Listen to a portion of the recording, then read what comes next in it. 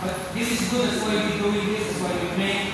Because this is good, you're enhancing your physical abilities when it comes to skill, techniques, physical strength, when it comes to survival, injuries. It helps us be stronger. Right? The more it hurts you, the more you have pain, the more you get stronger. And ito ang series ng ating devotion is about discipline. So yung mga nakaraan, spiritual discipline, discipline of mind, pagkakalan natin. Ngayon,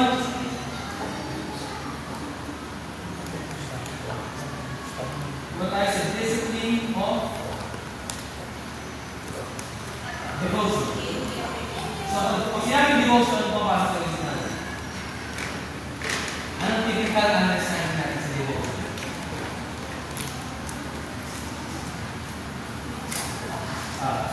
Diba yung parang ka ng personal Bible reading, personal prayer, devotion. That's actually wala nung nalito.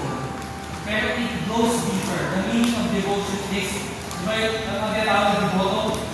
May devoted, may natin mga devoto, yung mga katoliko, normally sa Catholic natin kaya yung mga devoto. Ibig sabihin yung devoto, that they sacrifice a lot of things to pursue something. Doon sa kanilang pananampalataya, sa kanilang paniniwala. Usually devoto. They're devoting a time, their effort, their energy, and all yung kanilang resources to do those things. Yung okay, or may ma-accomplish pa na bagay doon sa kanila particular belief o paniniwala. Pag-aaralan natin, yung discipline of devotion, there's also discipline sa devotion. Tama naman yung example. When you're reading your Bible every day, when you're praying every day, that's devotion. Meron kami kapitbahay sa kapinabahan namin, kung kami laging minsan bigyan ng almusal, Muslim sila. And may kita mo, pag yung mga Muslim, yung mga devotion prayer, they have so many prayer times. Parang may kinaralan mo dito. Basta they pray sa manas, sa hapon, sa gabi. May silang extra hours. Pag tinatawag nila, wala ko yung gusto sa kanila. Bibili, wala. Paparamos mo talaga yung salita. So what does it mean to have devotion? It's meaning that pag-aralan na natin. Disciplining yourself for the purpose of godliness. We're gonna, I know hindi tayo use sa parts ng verse na, pero we're gonna focus sa dito naman yung context ng verse na ito. Sabi sa 1 Timothy 4:7, sabi, have nothing to do with irreverent, silly myths. Rather, train yourself for godliness. So, si Apostle Paul, sinulatan niya, si Timothy yung panahon siya, because doon sa lugar nila, may mga katuruan na kumakalat ng mga mali, mga kasanayan, practices, traditions, at kung naman na pumapasok sa kanilang simbahan, sa kanilang religious services, kanilang faith, kanilang pananampalataya, na mali. And when we say devotion, some kind of devoto, it doesn't just end na, ay, nag-pray na ako kayo. Ay, nagbasa na ako ng Bible, whatever that means. Ano mo binasa ko ng scripture na whatever that means, nag-devotion na ako. Minsan, may ganun tayo ng mindset. Binasa ko na yung Bible, kahit ito na itindihan. Diba? Basta binasa ko na, nag-pray na ako, nag-devotion. Tingnan natin, ano yung sinasabi natin natin. Ito, we call this devotion. As Reformed Baptists, we treasure the truth that salvation is by grace alone, through faith alone, in Christ alone. That this glorious gospel does not lead us to passivity. It calls us to holy discipline. That's why yung discipline is important. Yung grace na Panginoon binigay sa atin, by sa paniniwala natin, naligtas tayo, by grace alone, by faith alone, in Christ alone. Tayo at ang kakayahan mismo did not save us in any way. Wala, diba? Yun yung paniniwala natin. Pero, ang ibig sabihin ba, wala na ako na dapat gawin, ginawa na lang. Wala na. Wala na. No. The Bible, the Word of God, the Lord Jesus Himself calls us to spiritual discipline o yung pagbutihin ating sarili, pag-aral sa sabi dito, Paul exhorts Timothy to discipline yourself for the purpose of godliness. Para maging more godly, mga Diyos. The Greek word for discipline is gymnazo, from which we get gymnasium. Gymnasium, where athletes practice, perform. Kung anong ginagawa? Tayo, tawag natin sa lugar, may dojo, but it's the same thing. It's a gym. Diba? Kung punta ka sa gym, you train. Diba? Iba-iba naman yung gym. Boxing gym, may MMA gym, may kung ano pang gym, may buhat lang, or bodybuilding gym. But we go to those places to train, to work out. So sabi, ang ginamit ni Apostle Paul, sinabi, discipline yourself. In Greek na ginamit sa discipline na word like gymnazo in gym.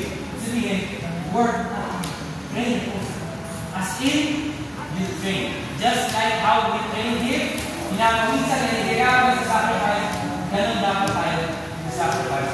When we study the Word of God, when we pray for godliness, you say, ang ibig sabihin, sensei, ano ba ibig sabihin nun? Ibig sabihin ba, I have to commit myself always like, basta na isang chapter, 2 chapters, or 3 chapters a day, sumulat ng notes about it, pray like, enough hours sa araw. Is that what like good devotion means? Ibig sabihin ng magandang devotion or proper devotion?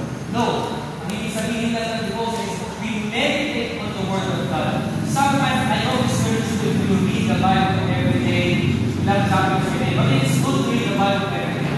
But it is more important that you internalize, meditate on the Word of God. Ano yung sabihin ng meditate? As you meditate, I remember, sabi ako before, as si Joseph, sabi ko, there were times when I felt in the URCC that parang like for 2 weeks before the fight, I didn't even pray, I just rested. And what I did is just meditate the techniques that I'm going to use. I just meditate. I watch yung mga fighters na so palungit at gusto ko bayahin talaga nila, and I meditated their techniques. Pagdating sa laban, for some reason, it is actually scientific. Now, what your mind can conceive, your body will achieve. So if you set your mind onto something, your body automatically achieves it. That's just how our anatomy or biology is designed. That's why it is important that we meditate, especially sa salita ng Diyos. Yung kabutihan or the things that are godly, yung mga Diyos na bagay, we meditate on those things. Paano nagagawin niya sa Diyos? For example, ini-imagine niyo na, papasok sa school, o papasok sa trabaho, kung saan man, karamihan sa atin, karamihan mga estudyante, iba na sa work, pupunta ka sa lugar kung saan maraming hindi mananampalataya, kung saan alam mo maraming may issue, kung saan alam mo pwede kang ma-influence na masama. So what do? Ikaw, bilang tao, or dito na lang, Kristiyano, dito na lang sa example natin, sa ina-address ng Apostle Paul. Pupunta kasi sa lugar na maraming paniniwala, ibang paniniwala. At pagdating sa paniniwala, hindi na nila natatapos sa mga religious na paniniwala. Last week lang, magkakausap kami nila B-Boy, nila Sensei, nila Joseph, about atheism. Marami yan. Pupunta ka sa school, sa office, may mga makakasalamuha na hindi naniniwala sa Diyos. Paniniwala din yun. Naniniwala sa LGBT, ng mga ideologies, woke mentality, paniniwala din yun. Ano sabi ng Apostle Paul sa letter na rin? Sabi, has nothing to do with irreverent sin and deeds. Those are sin and deeds. Anything that goes against the authority of this world, I see it. It's rather train yourself for godliness, and that's what's more important. It suggests effort, repetition, mastery, and spiritual training. Just as an athlete trains for race, tayo sa ating example for combat, for fighting, so the Christian cultivates habits that lead to greater devotion to Christ. Tulad ng tayo, mag-ring natin para sabihin natin, ano ang goal nito? Mga suruang healthy nyo?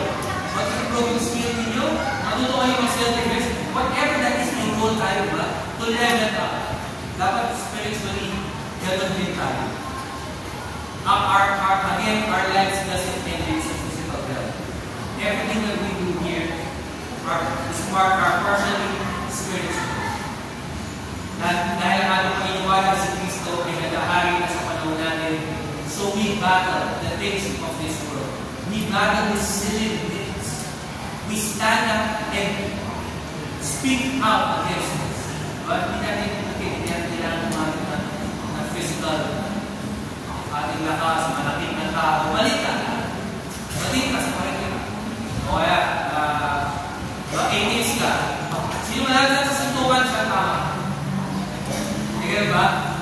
Ganun na lang, no? Kasi naman siya tayo. So, hindi ganun. That's actually wrong. So we pray, we wrestle not physically, but spiritually. We wrestle. We battle. Paano natin i-wrestle yun? We study the Word of God and we share it with them. We study the truth of Christ and we share it with them. They reject a little, they will fight you. They will battle you. Kaya lang, kaya yung may kausap na 80s. Kasabukan tayo sila. They're wrestling. They're fighting dun sa bed. No? But, your ability to be able to answer, sabi ng Biblia, we should be able to answer, give an answer sa ating pananampalataya. Eh, kailangan natin. Kailangan magawa natin. Tulad ng marunong ka sumangga, marunong kang umatake, marunong kang kumounter. Dapat ganun din sa, as we discuss with unbelievers, with the people that hates God, kailangan magpagkakumounter. Mag-iba. We know what to say. Just like how we know how to counter, how to punch, how to defend ourselves, we have to know. And how we know? Kung hindi tayo nag-train spiritually, kung hindi tayo nag-aaral na salita ng Diyos, hindi natin alam kung hindi sasagot ang may, oy, paano papatunayan sa akin na totoo yung Diyos mo? Ilan sa ito ang confident na sagutin kung may luwag sa kanya, hindi totoo yung Diyos mo, patunayan mo sa akin na totoo. How many of us are confident to answer using ang salita ng Diyos? That's a scary situation for mostly young people. Kung ako na sa katulad nyo, hiniwasan ko yung mga pag-usapan. Bakit? I just don't know how to answer you. That's why we pray. We study. Just like how we pray. One of the core disciplines is personal devotion. Daily time in prayer, scripture, and meditation of God. This is not a legalistic checkbook. Again, yung lagi kang may meditation, lagi kang may devotion, you study the Word of God, may time sa araw mo, nagbabasa ka sa salita ng Diyos, pag-pray ka ay hindi yun legalistic. Hindi yun like, ano naman, masyadong baila mo. Hindi po, with discipline. Yun yung discipline. Kaya, diba, ito training na ginagawa natin. Nag-oras tayo mag-warm up, nag-oras tayo mag-basic striking, nag-oras tayo mag-basic wrestling, nag-oras tayo mag-sparring, nag-oras lahat. We set time to train ourselves. And parehas na po yun when we're studying the Word of God. We take time, we set a time sa ating araw to train or to study, to have devotion. Sabi na, this is not a legalistic checkbox, but a means of grace. Ito po ay means of grace sa atin. Yung ating freedom to do this, to study, at yung gusto na nililay sa atin ng Panginoon ay grace ng Panginoon sa atin. It is where our hearts are reoriented to the gospel, our minds renewed, and our affections stirred for Christ. As we study, as we listen, minsan, naiintindihan ko sa mga kabataan or sensei, mahirap na mahirap magbasa ng Bible or minsan hindi ko maintindihan, hindi mo alam kung pray ko. Kaya it is good sometimes that social media is there. Use it. There's so many YouTube videos in Facebook na mga tagapagturo. If you need, you can ask us, we can send you para sa inyong daily devotions. You can listen. If you don't know how to read the Bible properly yet, you can listen. Pwede mong pakinggan, and as you listen, as you learn, magtutulad din natin. We don't pursue devotion to earn God's favor. Ito, again, hindi natin ginagawa yung devotion, hindi tayo babasa ng Bible para ang tawag nito, ma-earn natin yung favor ng Diyos. Boy, may nabata ito, yung bless ito.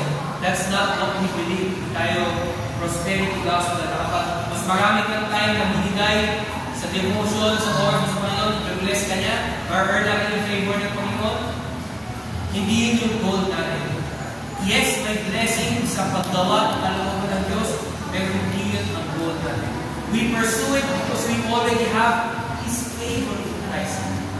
Pinupursue natin si Kristo, ang kanyang kabanalan, ang kanyang kabutihan, dahil nakuha natin yung favor. Christ already died for our sins. If you believe, if you're a believer of Christ, at mananampalataya ka at pinili ka ng Diyos, you already earned His favor. Meron ka ng buhay na walang hanggan. So the least that we can do is give time to know Christ more sa ating buhay. It is the spiritual reflex of the redeemed heart. I like this part. Sabi niya, it is the spiritual reflex. What do we apply? Kapag tayo lumalaban, kapag tayo lumalaban, kapag tayo, we use our reflex, our instincts. Parang minsan you don't even need to tell yourself anymore. Diba? Pagsuntok, automatic na sumasanda. Automatic, umiiwas ka, nag-touch ka. Automatic kumakaunter ka. Dapat sa ability natin, spiritually, when it comes to battling sin and the wrong teachings and ideologies of this world, it's like that. It's almost instinctive. Kapag may nagtanong sa'yo, yung sagot mo, almost instinctive. Because why? Because you're training. Because you know what to answer. Why? Because you're training.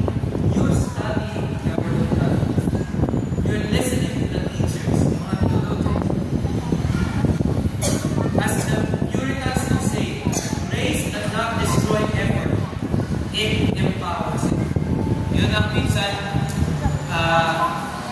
sa Reform side, sa ating mga Calvinist, minsan masyadong marami na misinterpret yung grace na wala na kailangan masyadong effort. Si Kristo na lahat gumawa, hindi na kailangan ng effort ko. Na misinterpret, sabi ko, grace does not destroy effort. It empowers it. God is giving us power, time, energy, resources to devote ourselves, our minds sa Kanya. Tayo na lang yung kadalasan yung gumagawa ng dahilan kung bakit hindi natin ginagawa. I have two questions. Is my emotional life driven by love or by duty? Tanong ko sa sarili niyo. I don't know if everyone has devotion sometimes sa kanilang sarili or meditation kahit sa salita ng Diyos. Pero kapag ginagawa niyo yun, is it driven by the passion of the truth of Christ and love? Christ, or ginagawa niyo lang yung pinamamasyado na ay kasi kailangan ko sabi kasi ng pastor namin, sabi kasi sa church, dapat gawin natin. Yun lang ba? Para saan? Second question, what small, consistent steps can I take to grow in discipline devotion? So tanong natin sa sarili natin, ano kaya yung mga maliliit na steps na pwede natin gawin para unti-unti ma-develop? I like last week sila Sensei, the Joseph, nag-usap kami about ano yung sasagot mo kapag atheist na lalapit sa'yo, tapos sa'yo, how are you gonna answer? If God is true, if Christ is true, if pagkuhalan ng Kristo. And yung mga learnings na ganun, those are small steps na pwede natin matutunan para malaman natin kung sasagot. Ay magsisimula yun sa pag-aaral sa salita ng Diyos, sa pag-pray, and pagtatanong. Pagtatanong din sa mga mas may nakakaalam sa mga katanungan. Marami pa yan. Hindi lang yan, it doesn't end sa mga atheists. Marami pa yung mga religious din. Nagpapakal na rin yung difference between Catholic, sa atin, Reformed Baptist, tapos namin ng Contillo, So yung mga ganun bagay, it helps us to strengthen us to answer, to give an answer, and to be ready. So I hope, as we train ourselves, tignan nyo, yung training natin at 2 oras. Pero yung devotion natin, isang lit na, 30 minutes na. But I hope sa ating sarili-sarili mga tahanan, we spend more time. Hindi naman nakakapagod magbasa. Pero nakakapagod din mag-isip. But it's okay, it's part of the discipline. Para tayo ay lumago. Hindi lang mga martial artists, pero bilang mga Kristiyano. Bilang mga nalumataya. Kristo, balik tayo sa ating pinag.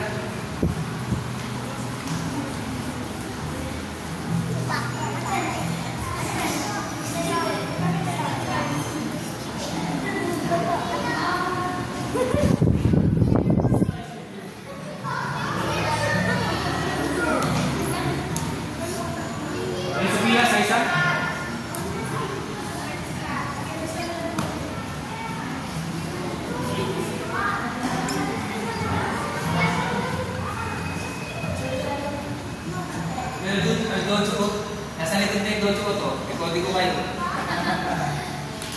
Meron mga sa inyo, ha?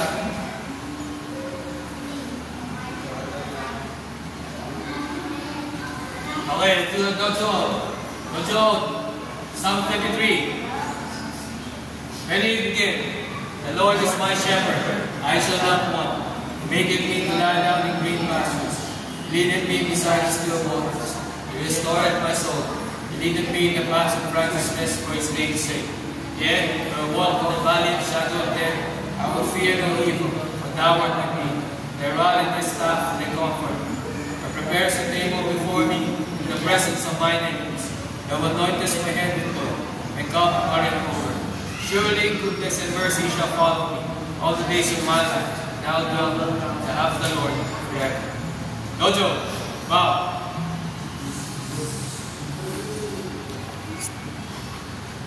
Sensei, bow. Loose up. Before we do our last one, let's close our fire and let's say our faith. Thank you, Lord, for this daily time. Thank you for strength to feed us. Thank you for skills that you have sa amin, Panginoon. Help us to gamitin namin itong mga kaalaman ng Lord. We improve ourselves. We need to exercise. We improve our health. Make our bodies stronger, Lord. Ibig sa lahat, Lord. We are in the Tagalog, which is more important. Tulungan niyo kami, Panginoon, to have personal discipline that comes to our personal devotion, Panginoon. To read your word every time. Meditate on it. To use it sa aming mga buhay, Panginoon. Help us maging malakas. More spiritually than physically, Lord. Help us. Help each and every one here.